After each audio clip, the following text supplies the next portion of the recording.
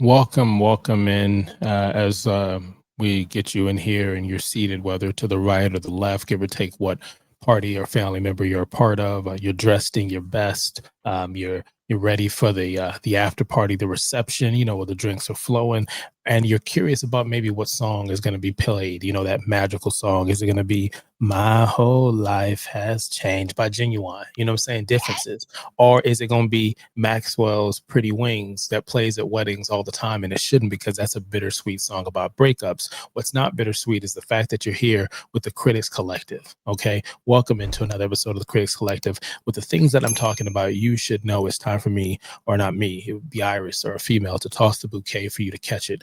We're talking about The Wedding Planner. The Wedding Planner came out in 2001.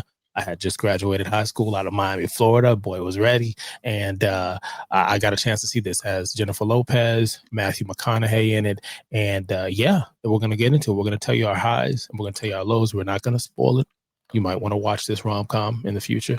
And with that being said, the storyline here is Mary is in San Fran. She's one of the most successful suppliers of romance and glamour. She knows all the tricks. She knows all the rules.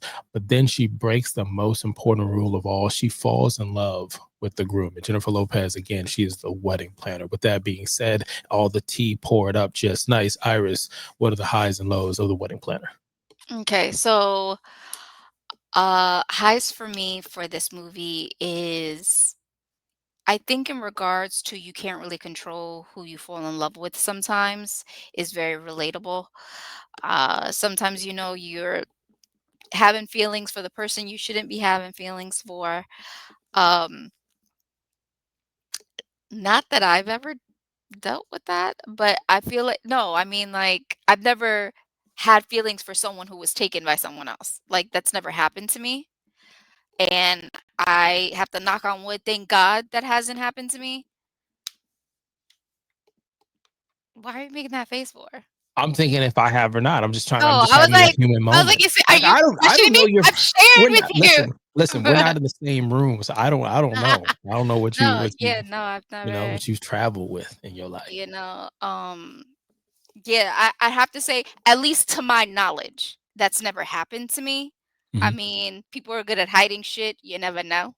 Hmm. And then by the time I find out, they had already freaking ended it with the other person so that I wouldn't find out. I Hmm. don't know. But uh, thankfully, that hasn't happened to me.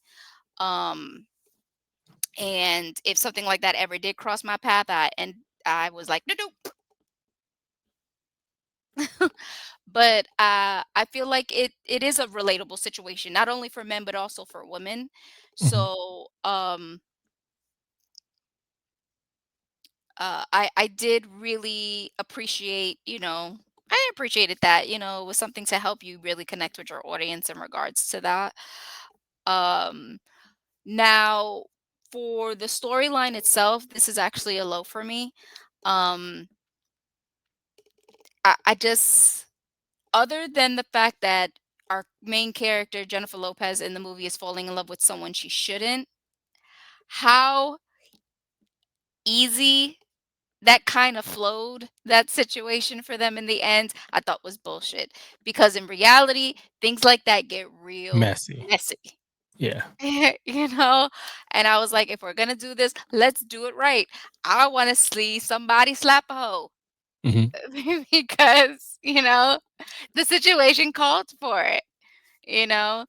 Um, I just I think that part was my biggest low for me. Um, Now, another thing that I was kind of low for me is what her family is trying to force her into in the movie itself. I think that's BS, and I know there's probably, people really deal with that in real life. Like your family is trying to make you be with someone you really don't want to be with. Um, I mean, and don't get me wrong, like I said, bullshit storyline, it all works out in the end. Right. Sure it does. Um I don't know, and I think the movie itself was also kinda cheesy. It's just kind of a cheesy chick flick. Uh, I've seen it maybe like 2 or 3 times just to be like, "F it, it's on the TV, let's watch it." But for me, it wasn't one of her bests, even though as of lately, she hasn't really been giving us her bests anyway, but Go check out the review we got for Atlas. It's up there. It was on yeah. Netflix. Mm. But, yeah, I mean, I think this movie she did was better than some of the crap she's been giving us lately, but it still isn't one of her bests. Okay, so No. for me, I've seen this movie twice. When it first came out, at the time, the movie theater, and I was really big on the idea of what Matthew McConaughey's character was doing. It's the first time I think I'm introduced to him. J Lo, I've seen some stuff with her. I thought at one point, I'm sorry to say this, from Miami Spanish one class just wasn't hitting the same. We weren't teaching the same shit. I thought for a bit that Jennifer Lopez was Selena. I'm just going. It's a family atmosphere. I'm just going to be real with y'all. I thought Jennifer Lopez was Selena. I honestly thought Jenny from the Block got taken off the block by the lady who sold rice. Like there's the novellas, and in between, the same lady who's in the movie was serving rice. She's like stirring a pot in the kitchen. She's like saying in Spanish, like, "This rice is delicious and it feeds my family." And I was like, it's that she killed, oh, she out of jail. And then it's just really bad on my part. I just thought it was like a documentary, like The Office, and she's with it. So once everything happened, it's like late at night when all the word, I'm just crying. So, anyways, J Lo, So stupid. he gonna cut that up so nice, J Lo. I can't With J Lo, the lows for this movie. The second time I watched this recently, I turned it off halfway through it. I turned it back on for y'all, but I turned it off because the storyline is ridiculous. It's almost like you can get a pass to fuck somebody before you get married. You could try to take, Trey Songz, Mr. Steal Your Girl. I thought it was smooth for Matthew McConaughey to be on top of J Lo, respectfully, with consent. Actually, there was no consent for a whole minute. When that dumpster happens, he's on top of her in a public New York vibe for a minute. I checked. I went back and looked. I'm like, a whole last minute. That's not assault. Nobody gonna sit there and say, get up. I was like, just call me a Mac. I'm like, okay. He But was saving her watching it, life, saving her yeah, life. listen, I done saved some females' lives before, changing tires on Mhm. the side of the road or helping with directions, open the door. I'm a gentleman. But at no point have I thought that we gonna be physically touching each other for about a minute. I'll tell my wife that. Like, shoot, at this Yeah, point. get your ass Um, cut up. that's what I'm saying. So for this movie, the lows was I just couldn't get into the storyline. I couldn't get into the idea of what they felt love was long term and Mm. short term. I didn't think that necessarily the pacing was there on this one. This is an hour and 43 minutes. You could have cut off 15, 20 minutes and it would have been probably a better movie.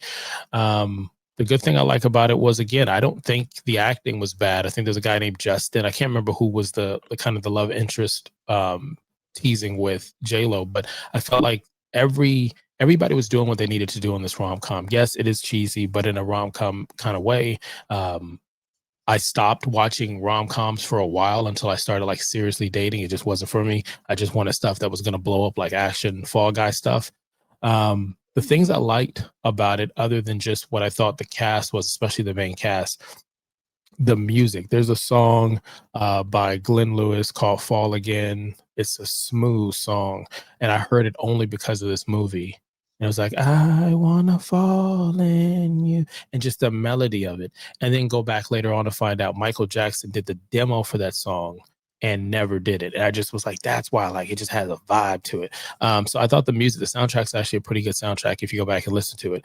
But other than that, there's nothing really special happening about it. But you know what's special? You being here, the Critics Collective, hitting the subscribe button, like, follow, and comment for more right there in the comments. appreciate if you hit the subscribe button, all that jazz, all that good stuff. With that being said, let's rate it. Before Iris gives her rating, I just want to let you know it goes Mhm. from a 0, which is horrible, to 5, which is excellent. Okay. You got that 4, 3, 2, 1, all the way in the middle. I'm sorry, kids, there's no 6, 7 in there, but put in the comments what you want from the wedding planner.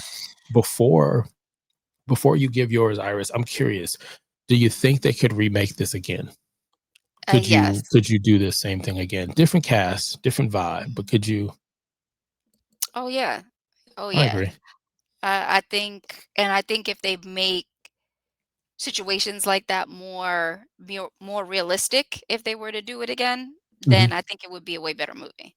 Now, I think I've been watching Love It, List It, Flip It, Rub It Down. Come on, too many shows like that, and You're just snuck that in so there good. essentially. Um, I think Mm. it could work. I think you could do like a real estate agent, and she's trying to find this newlywed, or this, they're about to tie the knot. They're looking for a house, and she's going through, or he's going through, showing the house, and he's getting to know one of them, and the whole conversation is like they might be messing around in some of these houses, like, knocking it down in these showcase homes. But the twist is R. Kelly twist. All right. If you with me, you think that the partner is going for this person, but they're not. They went for this person.